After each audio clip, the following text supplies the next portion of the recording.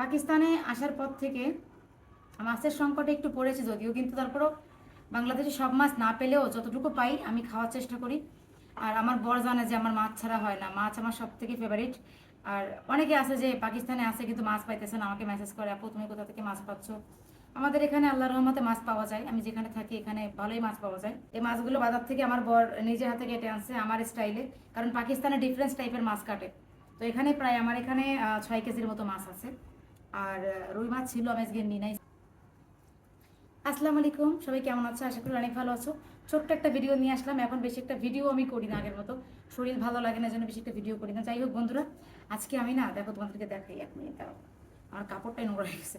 আজকে বাজার থেকে নিয়ে আসছি হচ্ছে মাছ। আর পাকিস্তানে তো আসলে বাংলাদেশের মতো সবসময় মাছ পাওয়া যায় না, হঠাৎ করে আজকে মাছ পাইলাম তাই নিয়ে আসলাম। সিলভার কাপ মাছ এখানে আছে, রুই মাছও ছিল, যদিও রুই মাছ আমার ফ্রিজে আছে, এজন্য রুই মাছ আমি আর নিলাম না। তো আমার বর এসে যখনই আমাদের দোকানের সামনে আসে মাছ বিক্রি করতে, সঙ্গে সঙ্গে আমার বর কিনে নেয়, কারণ আমি তো মাছ ছাড়া খেতে পারি না। করাচি থেকে এত এত মাছ নিয়ে আসছি, এখনও আছে। আবার ফোন করলে পরে তারা আবার দিয়ে যায়, করাচি থেকে আবার অর্ডার করে নিয়ে আসি। তা আজকে আবার রুই মাছ, সিলভার কাপ মাছ, কাতল মাছ আসছিল। তো আমি বললাম যে শুধু রুই মাছটা নিয়ে নাও, কারণ রুই মাছটা অনেকদিন ধরে কেনা হয় নাই। তো রুই মাছটা এই সিলভার কাপটা নিলাম। দেখো কত সুন্দর সিলভার কাপ মাছ। বাজার থেকে আজকে মাছগুলো ফ্রেশ করে কেটে আনছি, তারপরে আমি ধুয়ে ফেলেছি মাছগুলো। এখন আমি মাছগুলোকে সুন্দর করে কাটবো আর হচ্ছে প্যাকেটিং করব। পাকিস্তানে আসার পর থেকে মাছের সংকটে একটু পড়েছে যদিও, কিন্তু তারপরও বাংলাদেশে সব মাছ না পেলেও যতটুকু পাই আমি খাওয়ার চেষ্টা করি। আর আমার বর জানে যে আমার মাছ ছাড়া হয় না, মাছ আমার সব থেকে ফেভারিট। আর অনেকে আছে যে পাকিস্তানে আছে কিন্তু মাছ পাইতেছে না, আমাকে মেসেজ করে, আপু তুমি কোথা থেকে মাছ পাচ্ছ?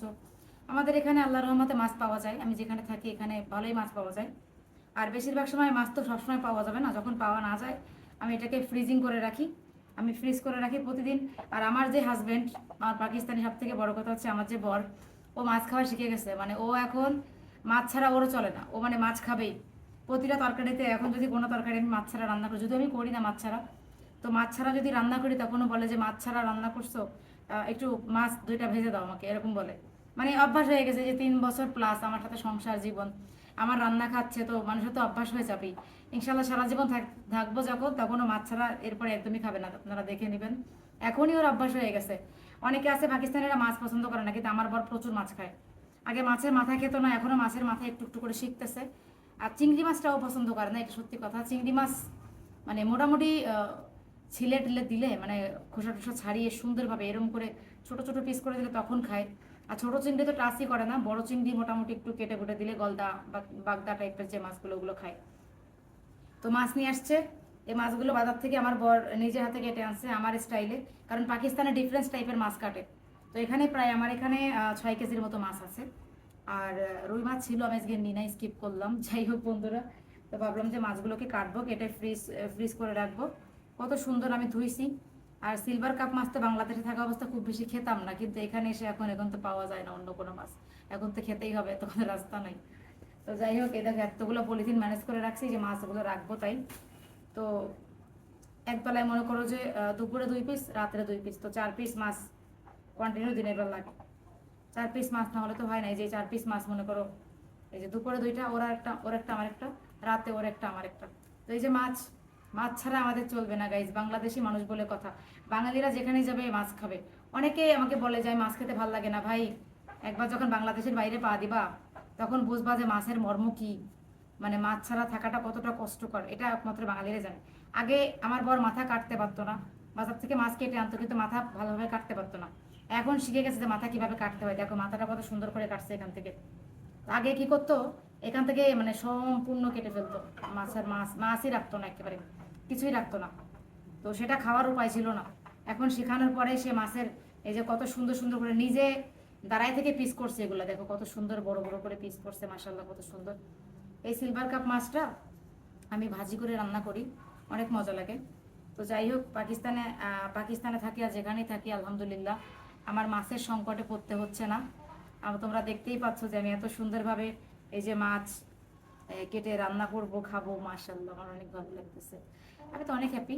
আর তোমরা তো আজকাল দেখতেই পাচ্ছ যে মানে বিদেশের বাড়িতে থেকে বাংলাদেশি খাবার খাওয়াটা কতটা কষ্টকর, পাওয়াই যায় না। তারপরও আমি যে পাকিস্তানের মাটিতে মাছ খেতে পারতেছি, এটাই আমার জন্য অনেক বড় পাওয়া।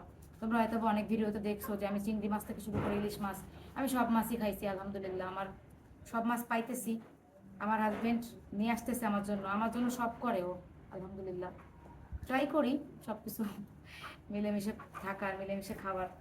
যাই হোক গাইস, পাকিস্তানে এত সুন্দর মাছ পেলাম।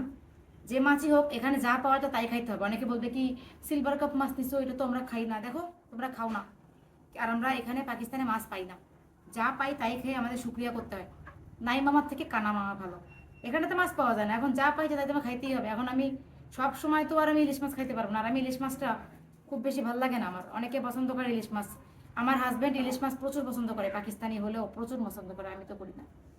এও গাইস, অনেক কথা বলে ফেললাম। মাছগুলোকে আমি এখন ছোট ছোট করে কেটে কেটে বলতে কাটা তো হয়ে গেছে, বাট এই যে যে মাছগুলো একসঙ্গে লাগানো আছে, তোমরা দেখতে পাচ্ছ একসঙ্গে লাগানো আছে, এগুলোকে পিস করব, করে ফ্রিজে রাখবো। সো তোমাদের কাছে কেমন লাগবে, বটি নাই, বাংলাদেশে গেলে একটা বটি নিয়ে আসবো। তোমাদের কাছে কেমন লাগলো আমার ভিডিও কমেন্ট করে জানাবার, সঙ্গে থাকবো। আর তোমাদের সাথে দেখা হচ্ছে আমার নতুন কোনো ভিডিওতে। আজকের মতো ভালো থাকো, আমি এখন এতগুলো কাজ করব। তোমাদের সাথে দেখা হচ্ছে পরে, টাটা।